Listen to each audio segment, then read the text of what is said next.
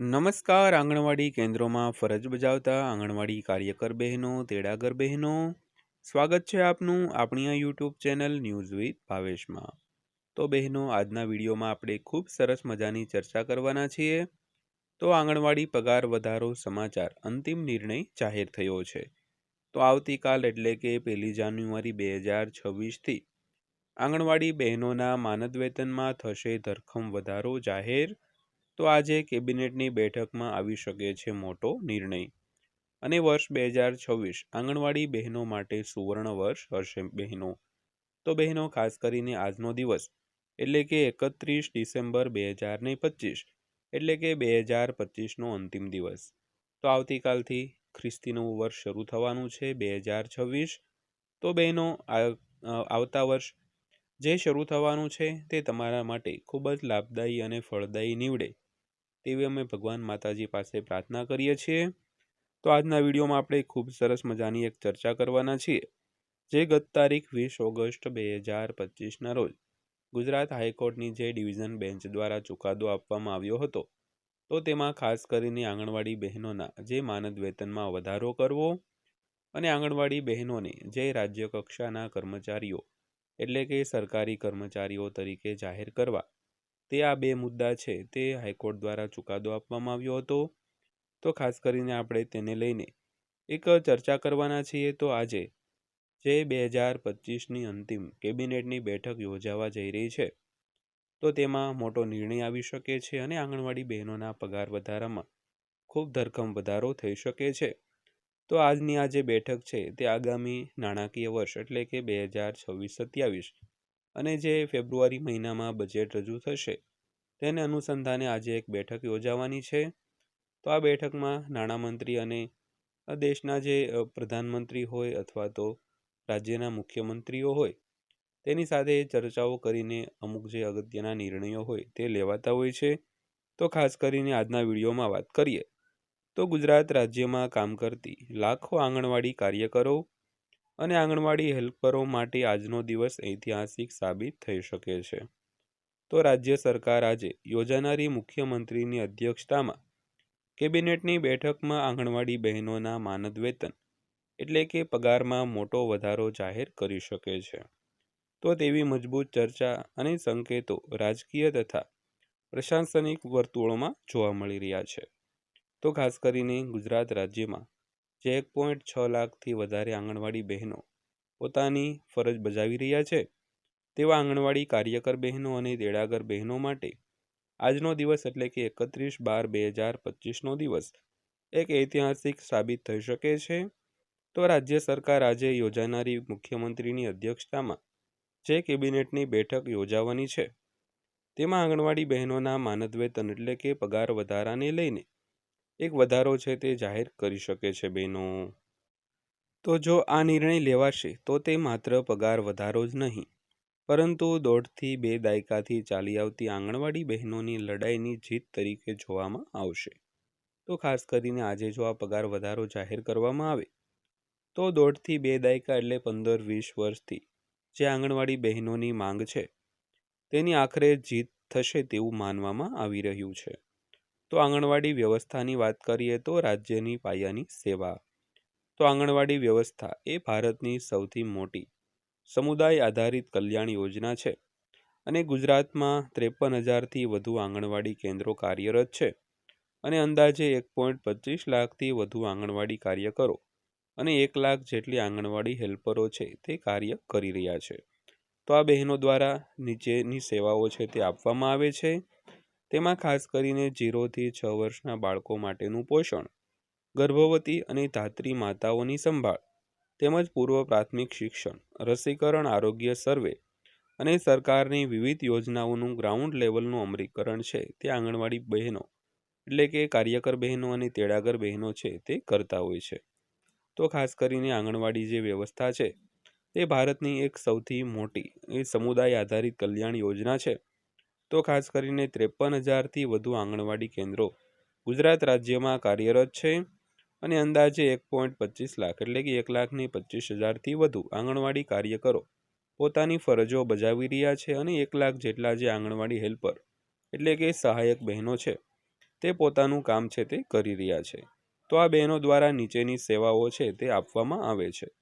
તો કઈ કઈ સેવાઓ બહેનો આપે છે તેની વાત કરીએ તો 0 થી 6 એટલે કે જ્યારે નવજાત શિશુ હોય ત્યારથી લઈને 6 વર્ષનું બાળક થાય ત્યાં સુધી તેની પોષણની જવાબદારી બહેનોની હોય છે.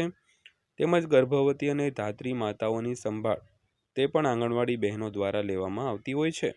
અને પૂર્વ પ્રાથમિક શિક્ષણ એટલે કે પ્રાથમિક શાળામાં કોઈ બાળક દાખલ થાય તે પહેલાં જો કોઈ શિક્ષણ આપવામાં આવતું હોય તો તે પૂર્વ શિક્ષણ તે આંગણવાડી કાર્યકર બહેનો દ્વારા આપવામાં આવતું હોય છે. તેમજ રસીકરણ હોય, આરોગ્ય સર્વે હોય, તેમજ સરકારની જે વિવિધ યોજનાઓ હોય તે ગ્રાઉન્ડ લેવલનું જે અમલીકરણ હોય તે પોતાની ફરજ દ્વારા જે બહેનો છે તે ખૂબ સરસ મજાનું નિભાવતા હોય છે બહેનો. તો આ બધું કામ કરવા છતાં વર્ષોથી તેમને અપૂરતું માનદ વેતન, સામાજિક સુરક્ષાનો અભાવ અને કામભારની ફરિયાદ રહી છે. તો આંગણવાડી બહેનોની મુખ્ય માંગણીઓ કઈ કઈ છે તેની વાત કરીએ તો સૌથી પહેલાં માનદ વેતનમાં વધારો, તેમજ કર્મચારીનો દરજ્જો, પેન્શન અને સામાજિક સુરક્ષા, તેમજ નિવૃત્તિ લાભો અને કામના કલાકો અને જવાબદારીઓમાં સ્પષ્ટતા. તો ખાસ કરીને આંગણવાડી બહેનો દ્વારા આ બધી મુખ્ય માંગણીઓ છે તે કરવામાં આવી રહી છે. તો સૌથી પહેલી મુખ્ય માંગણી છે તે માનદ વેતનમાં નોંધપાત્ર વધારો જાહેર કરવો. ત્યારબાદ કર્મચારીનો દરજ્જો એટલે કે રાજ્ય કક્ષાના જે કર્મચારીઓ હોય તેનો દરજ્જો આપવો, તેમજ પેન્શન અને સામાજિક સુરક્ષા પણ આપવી, અને નિવૃત્તિ લાભો એટલે કે ગ્રેચ્યુઇટી અને જે નિવૃત્તિ બાદ જે પેન્શનરોને લાગુ પડતા હોય તેવા તમામ નિયમો જે છે તે આંગણવાડી બહેનોને લાગુ કરવા, અને ત્યારબાદ કામના કલાકો એટલે કે કેટલી કલાક કામ કરવું તે જવાબદારીઓ બાબતે જે સ્પષ્ટતા છે તે કરવામાં આવે તેવી માંગણીઓ કરવામાં આવી છે. તો ખાસ કરીને મોંઘવારી વધતા હાલનો પગાર જીવન નિર્વાહ માટે અપૂરતો હોવાનું બહેનો લાંબા સમયથી રજૂ કરતી આવી છે મિત્રો.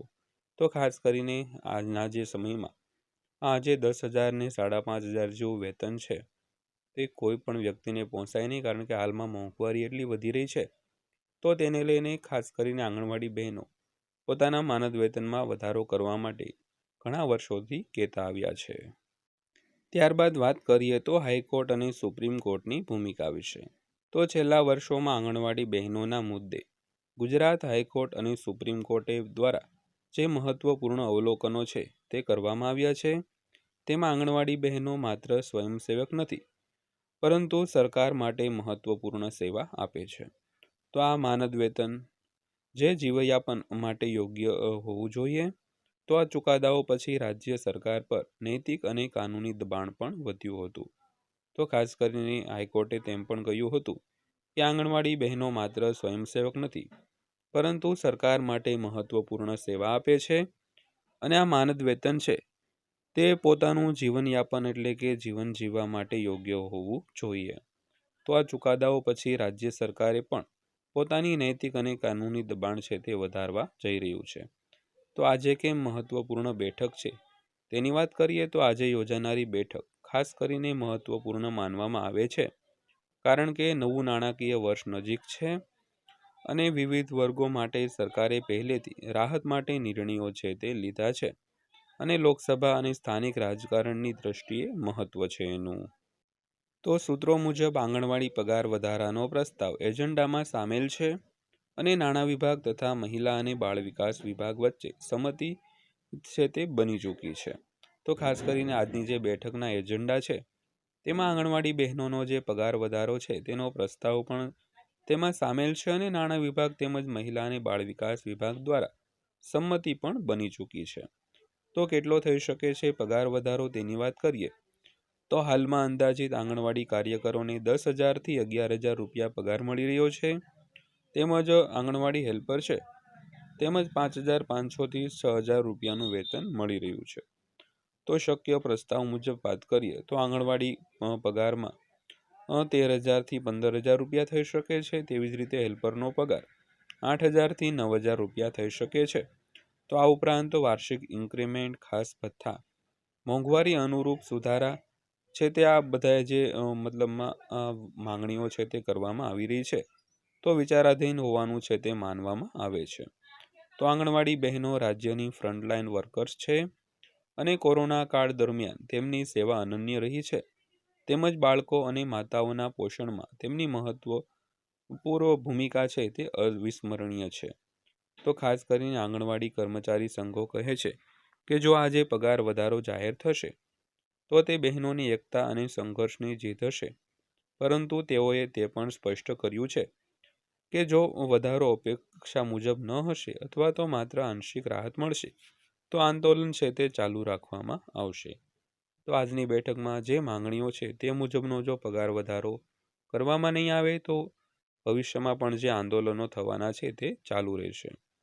તો ખાસ કરીને રાજકીય મહત્વની વાત કરીએ તો આ નિર્ણયનું રાજકીય મહત્વ પણ ઓછું નથી. તો ગ્રામ્ય વિસ્તારોમાં આંગણવાડી બહેનો પ્રભાવશાળી મતદાર વર્ગ છે અને મહિલા મતદારો પર તેની સીધી અસર પડશે. તેમજ સરકારની મહિલા સશક્તિકરણ નીતિને પણ મજબૂતી મળશે. ત્યારબાદ વાત કરીએ તો બાળકો અને માતાઓને પરોક્ષ લાભ. તો પગાર વધારાથી માત્ર બહેનોને જ નહીં પરંતુ આંગણવાડી કેન્દ્રોની કામગીરી સુધરશે અને બાળકોને વધુ ગુણવત્તાયુક્ત પોષણ મળશે. તેમજ માતાઓને વિશ્વાસ પણ વધશે. તો ખાસ કરીને વાત કરી તેમ જો પગાર વધારો કરવામાં આવે તો આંગણવાડી કાર્યકરો અને તેડાગરો છે તે પોતાની ફરજ ખૂબ સારી રીતે નિભાવશે.